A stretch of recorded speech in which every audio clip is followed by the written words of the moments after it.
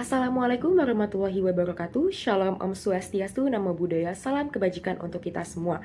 Perkenalkan, nama saya Azkia Nur Aulia dengan NIM 21106111308 dari kelas Hukum Pembangunan Keberlanjutan C yang diampu oleh Bapak Ahmad Hasin Tohari. Pada kesempatan kali ini, saya akan membuat video terkait peran hukum dalam implementasi SDGs.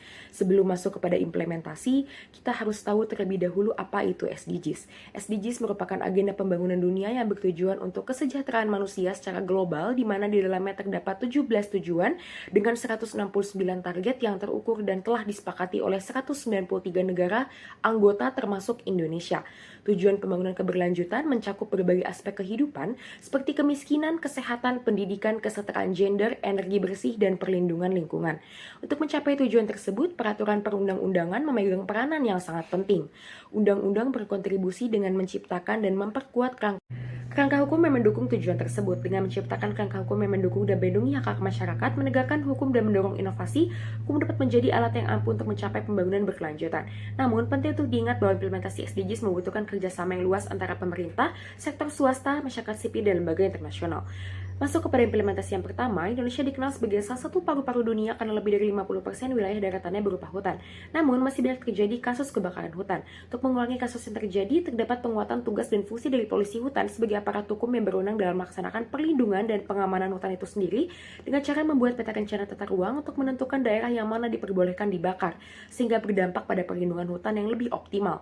Dengan adanya mekanisme tersebut diharapkan dapat meningkatkan pengendalian kebakaran hutan di Indonesia, sekaligus dapat mewujudkan tujuan pembangunan berkelanjutan pada poin 15 SDGs, yaitu mengelola hutan secara lestari, menghentikan pengguruan hutan, dan memulihkan degradasi lahan. Kemudian implementasi yang kedua, hukum merupakan alat penting untuk menetapkan kerja pemerintah dan profesional kesehatan melakukan semua yang mereka bisa demi mencapai kesehatan.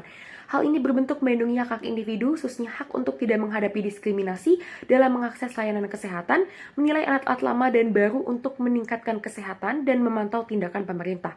Oleh karena itu, penting bagi para profesional kesehatan untuk menyoroti kesenjangan dan permasalahan kesehatan yang muncul agar mengadvokasi tindakan terkait kesehatan, memastikan tidak ada satupun yang tertinggal.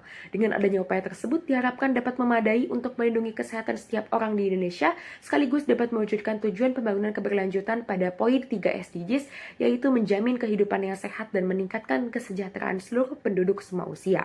Kemudian implementasi yang ketiga, untuk mengawal terselenggaranya pemenuhan kesejahteraan melalui pelayanan publik, Indonesia membentuk lembaga pengawas yaitu Ombudsman. Negara dituntut menjalankan fungsi secara cepat, tepat, dan komprehensif dalam memberi pelayanan efektif, transparan, serta jauh dari tindakan maladministrasi, karena persoalan yang dihadapi oleh negara semakin kompleks dan rumit sehingga penanganannya harus lebih optimal melalui penguatan lembaga Ombudsman. Dengan adanya lembaga tersebut sangat sejalan dengan pencapaian SDGs poin ke-16, yaitu perdamaian, keadilan, dan penguatan lembaga demi kesejahteraan seluruh lapisan masyarakat, di mana Indonesia turut andil dalam mewujudkannya. Kemudian implementasi yang keempat, mahasiswa sebagai penerus bangsa memiliki tugas untuk mewujudkan tujuan dari SDGs tersebut. Salah satu cara yang diambil pemerintah untuk menghadapi SDGs adalah dengan mengeluarkan program Kampus Merdeka, di mana program ini bertujuan untuk meningkatkan kualitas pendidikan dan lulusan mahasiswa yang memiliki beragam kemampuan. Mahasiswa yang memiliki kemampuan beragam menjadi hal penting untuk menghadapi tantangan dari SDGs dengan menjalankan perannya di kehidupan masyarakat secara maksimal.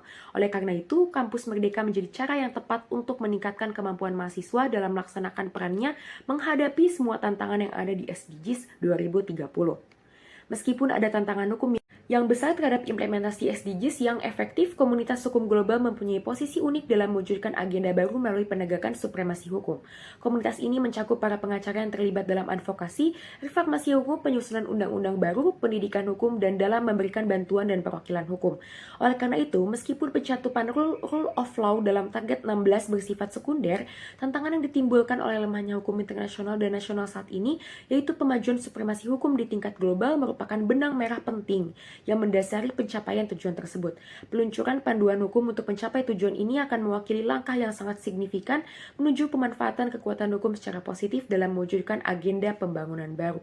Sekian dari saya, kurang lebihnya mohon maaf. Wassalamualaikum warahmatullahi wabarakatuh.